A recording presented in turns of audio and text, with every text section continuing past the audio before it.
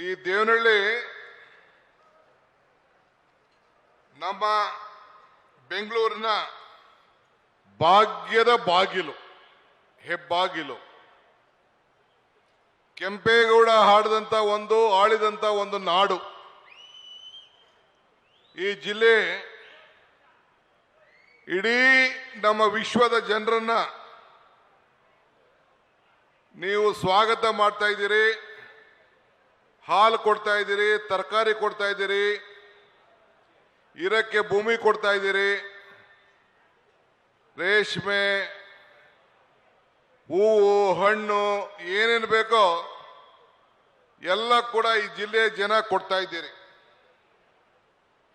ಭಗವದ್ಗೀತೆಯಲ್ಲಿ ನನಗೆ ಈಗ ನಮ್ಮ ಮುನಿಯಪ್ಪನವರು ಕೃಷ್ಣನ ಒಂದು ವಿಗ್ರಹನ ಕೊಟ್ರು.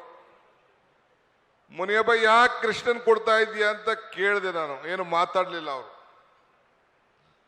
ಭಗವದ್ಗೀತೆಯಲ್ಲಿ ಕೃಷ್ಣ ಒಂದು ಮಾತು ಹೇಳ್ತಾರೆ, ಅಜ್ಞಾನಿಗಳು ಹಾಳು ಮಾಡ್ತಾರೆ, ಜ್ಞಾನಿಗಳು ಲೋಕ ಕಲ್ಯಾಣಕ್ಕಾಗಿ ಕೆಲಸ ಮಾಡ್ತಾರೆ ಅಂತ ಹೇಳಿ.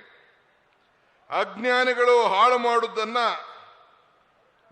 ನಾವೆಲ್ಲ ಸೇರಿ ಈಗ ಸರಿ ಮಾಡ್ತಾ ಇದ್ದೀವಿ ಅನ್ನೋ ಮಾತನ್ನ ಈ ಸಂದರ್ಭದಲ್ಲಿ ನಿಮ್ಮ ಮುನಿಯಪ್ಪನವ್ರು ಕೊಟ್ಟಂತ ಕೃಷ್ಣನ ವಿಗ್ರಹ ಕೂಡ ಈ ಜಿಲ್ಲೆಯಲ್ಲಿ, ಈ ರಾಜ್ಯದಲ್ಲಿ ನಡೆದಂತ ಒಂದು ರಾಜಕೀಯ ಪರಿಸ್ಥಿತಿಲಿ ನಾನು ವಿಮರ್ಶೆ ಮಾಡ್ತಾ ಇದ್ದೇನೆ. ನಾನು ಹಾಗಾಗಿ ಒಂದು ಮಾತು ಹೇಳ್ತಾ ಇರ್ತೇನೆ, ಯಶಸ್ಸು ಕಾಣಬೇಕಾದ್ರೆ ಧರ್ಮರಾಯನ ಧರ್ಮತ್ವ ಇರಬೇಕು, ದಾನಶೂರ ಕರ್ಣನ ದಾನತ್ವ ಇರಬೇಕು, ಅರ್ಜುನನ ಗುರಿ ಇರಬೇಕು, ವಿದುರನ ನೀತಿ ಇರಬೇಕು, ಕೃಷ್ಣನ ತಂತ್ರ ಇರಬೇಕು, ಭೀಮನ ಬಲ ಇದ್ದು ಕೃಷ್ಣನ ತಂತ್ರ ಇರಬೇಕು ಅಂತೇಳಿ. ಹಂಗೆ ಏನೋ ಒಂದು ದೊಡ್ಡ ತಂತ್ರ ಮಾಡಲಿಲ್ಲ ನಾವು.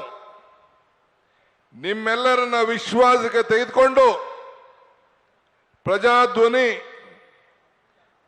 ಎಲ್ಲ ಯುವ ಧ್ವನಿ ಎಲ್ಲ ಮುಂದಕ್ಕಿಟ್ಕೊಂಡು ನಿಮ್ಮ ಸಮಸ್ಯೆಗಳನ್ನ ಮುಂದಕ್ಕಿಟ್ಟು ನೀವಿದ್ದಂತ ಕತ್ತಲೆ ಮನೆಯಿಂದ ಬೆಳಕೆ ತೆಗೆದುಕೊಂಡು ಹೋಗಿ ಇವತ್ತು ವಿಶ್ವಾಸವನ್ನು ತೆಗೆದುಕೊಂಡು ನಿಮ್ಮೆಲ್ಲರ ಆಶೀರ್ವಾದದಿಂದ 136 ಸೀಟನ್ನ ಪಡೆದುಕೊಂಡು ಇವತ್ತು ನಿಮ್ಮೆಲ್ಲರ ಬದುಕಿನಲ್ಲಿ ಬದಲಾವಣೆ ಮಾಡಬೇಕು ಅಂತೇಳಿ 5 ಗ್ಯಾರಂಟಿಗಳನ್ನ ಅನುಷ್ಠಾನಕ್ಕೆ ತಂದಿದ್ದೇವೆ.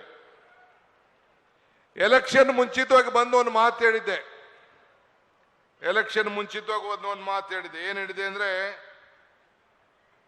ಕೆರೆಯಲ್ಲಿದ್ದರೆ ಕಮಲ ಚಂದ, ಹೊಲದಲ್ಲಿದ್ದರೆ ತೆನೆ ಚಂದ, ಈ ದಾನ ಧರ್ಮ ಮಾಡುವ ಕೈ ಅಧಿಕಾರದಲ್ಲಿದ್ರೆ ಮಾತ್ರ ಚಂದ ಅಂತ ನಾನು ಒಂದು ಮಾತು ಹೇಳಿದ್ದೆ.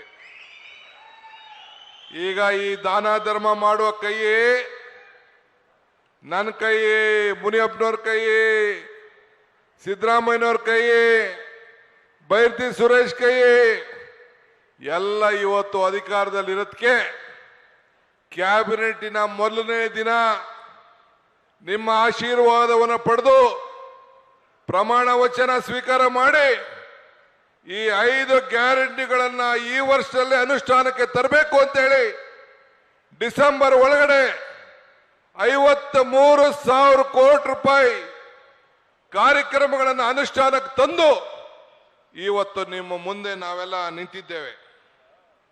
ಕರ್ನಾಟಕದ ಮಾದರಿ ಇಡೀ ದೇಶಕ್ಕೆ ಒಂದು ಮಾದರಿ. 52,000 ಕೋಟಿ ರೂಪಾಯಿ ಬಜೆಟ್ನಲ್ಲಿ ಸಿದ್ದರಾಮಯ್ಯನವರು ಇಟ್ಟಿದ್ದಾರೆ. ಅಭಿವೃದ್ಧಿಗೋಸ್ಕರ 1,26,00,000 ರೂಪಾಯಿ ಇಟ್ಟಿದ್ದಾರೆ. 3,74,00,000 ರೂಪಾಯಿ ಕೋಟಿ ಇರುವಂತ ಬಜೆಟ್ನಲ್ಲಿ ಅಭಿವೃದ್ಧಿಗೋಸ್ಕರ 1,26,00,000 ಇಟ್ಟಿದ್ದಾರೆ. ಕತ್ತಲಿನಿಂದ ಬೆಳಕಿಗೆ ಕಡೆಗೆ, ಸುಳ್ಳಿನಿಂದ ಸತ್ಯದ ಕಡೆಗೆ ನಿಮ್ಮನ್ನ ತೆಗೆದುಕೊಂಡು ಹೋಗುವಂತ ಕೆಲಸವನ್ನು ನಾವು ಮಾಡ್ತಾ ಇದ್ದೇವೆ. ಕರ್ನಾಟಕದ ಪರವಾಗಿ ಧ್ವನಿಯನ್ನು ನಾವು ಎತ್ತಾ ಇದ್ದೇವೆ. ಕರ್ನಾಟಕಕ್ಕೆ ಗೌರವವನ್ನು ಕಾಪಾಡ್ತಾ ಇದ್ದೇವೆ. 10 ತಿಂಗಳಲ್ಲಿ ಇಡೀ ಕರ್ನಾಟಕ ಈ ದೇಶದ ಕಡೆ ತಿರುಗಿ ನೋಡ್ತಾ ಇದೆ. 10 ತಿಂಗಳಿಂದ ಪ್ರತಿಯೊಂದು ಕುಟುಂಬಕ್ಕೆ bus charge, current bill, Gruhalakshmi, Annabhagya, Yuvanidhi ಕನಿಷ್ಠ 5 ರಿಂದ 6 ಸಾವಿರ ರೂಪಾಯಿ ಪ್ರತಿ ತಿಂಗಳು ಕೂಡ ತಲುಪಿಸ್ತಾ ಇದ್ದೇವೆ. ನಿಮ್ಗೆಲ್ಲ ಸೊನ್ನೆ ಬಿಲ್ ಬರ್ತಾ ಇದೆ ತಾನೇ? ಯಾರು 200 ಯೂನಿಟ್ ಒಳಗಡೆ ಕರೆಂಟ್ ಅನ್ನು ವಿದ್ಯುತ್ ಶಕ್ತಿ ಉಪಯೋಗಿಸ್ತಾ ಇದ್ದೀರಿ? ನಿಮ್ಗೆಲ್ಲ ಬಿಲ್ ಬರ್ತಾ ಇದೆಯಾ? ಯಾರಿಗೆ ಬಿಲ್ ಬರ್ತಾ ಇಲ್ಲ ದಯವಿಟ್ಟು ಕೈ ಎತ್ತಿ ನೋಡೋಣ. ಕರೆಂಟ್ ಬಿಲ್ ಕಟ್ತಾ ಇದ್ದೀರೇನ್ರಿ? ಇಲ್ಲಾರು ಕೈ ಎತ್ತಿ ನೋಡೋಣ. ಈಗ ಎತ್ತವ್ರೆ. ಹೆಣ್ಮಕ್ಳೆಲ್ಲ ನನ್ನ ತಾಯಂದಿರು 2 ಸಾವಿರ ಬರ್ತಾ ಇದೆ ತಾನೇ ಕಣ್ರವ? ನಿಮ್ ಗಂಡಿರ್ಗೆಲ್ಲ ಕೊಡ್ತಾ ಇರೋದು, ನಿಮ್ಗೆ ಕೊಡ್ತಾ ಇರೋದು. ಬರ್ತಾ ಇದೆ 2 ಸಾವಿರ? ಅಮ್ಮ ಬರ್ತಾ ಇದೆಯಾ? ಬರ್ತಾ ಇದೆ. ಓಲಿ ನಿಮ್ ಹೆಂಗ್ಸಿಗೆ ಬರ್ತಾ ಇದೆ ಇಲ್ಲ ಹೇಳ್ರಯ್ಯ? ನಾವ್ ಯಾಕೆ ನಿಮ್ ಕೊಡ್ಲಿಲ್ಲ ಅಂದ್ರೆ ನೀವೆಲ್ಲ ವೈನ್ ಶಾಪ್ ಕೊಟ್ಟೋಯ್ತೀವಿ ಅಂತ ನಿಮ್ಮೇಲೆ ನಮ್ಗೆ ಅನುಮಾನ. ಅದಕ್ಕೆ ನಿಮ್ಮೇಲೆ ನಮ್ಗೆ ನಂಬಿಕೆ ಇಲ್ಲ. ನಮ್ಗೇನಿರೋ ನಮ್ಮ ತಾಯಿಂದಿರ ಮೇಲೆ ನಂಬಿಕೆ. ಹೆಣ್ಣು ಕುಟುಂಬದ ಕಣ್ಣು. ಗ್ಯಾಸ್ ಬೆಲೆ ಜಾಸ್ತಿ ಆಗೋಯ್ತು, ಕರೆಂಟ್ ಬೆಲೆ ಜಾಸ್ತಿ ಆಗೋಯ್ತು, ಪೆಟ್ರೋಲ್ ಬೆಲೆ ಜಾಸ್ತಿ ಆಗೋಯ್ತು, ಅಡುಗೆ ಎಣ್ಣಿನ ಬೆಲೆ 990 ಇದ್ದು 220 ಆಗೋಯ್ತು, ಸ್ಕೂಲ್ ಫೀಸ್ ಜಾಸ್ತಿ ಆಗೋಯ್ತು, ಎಲ್ಲ ಜಾಸ್ತಿ ಆಗೋಯ್ತು. ಅದಕ್ಕೆ ನನ್ನ ತಾಯಂದಿರಿಗೆ ನೇರವಾಗಿ 1,19,00,000 ಮನೆ ಯಜಮಾನರಿಗೆ ಆ ಯೋಜನೆ ತರ್ತಾ ಇದ್ದೀವಿ. ನಮ್ಮ ಸರ್ಕಾರ ಬಂದ ತಕ್ಷಣ ಈ ಬಿಜೆಪಿಯವರು ದಳದವರು ಒಂದು ಶುರು ಮಾಡ್ಬಿಟ್ರು. ಅತ್ತೆ ಸೊಸೆಗೂ ತಂದು ಹಾಕ್ಬಿಟ್ರು ಅಂತ ಮನೆ ಯಜಮಾನ್ರಿಗೆ. ಯಾವ್ದಾರು ಏನಮ್ಮ ನಿಮ್ಮ ಮನೆ ಹೊಡೆದೋಯ್ತೀರಮ್ಮ, ಅತ್ತೆ ಸೊಸೆಯರಿಗೆಲ್ಲರೂ ತಂದು ಹಾಕ್ಬಿಟ್ವೇನ್ರಮ್ಮ? ಯಾರಿಗೂ ನಾವು ಮಾಡಲಿಲ್ಲ. ಆದ್ರಿಂದ ಇವತ್ತು ಇಂಥ 5 ಗ್ಯಾರಂಟಿಗಳನ್ನು ತಂದು ನಿಮ್ಮ ಮುಂದೆ ನಾವು ನಿಂತಿದ್ದೇವೆ. ಇಡೀ ದೇಶಕ್ಕೆ ಒಂದು ದೊಡ್ಡ ಮಾದರಿ.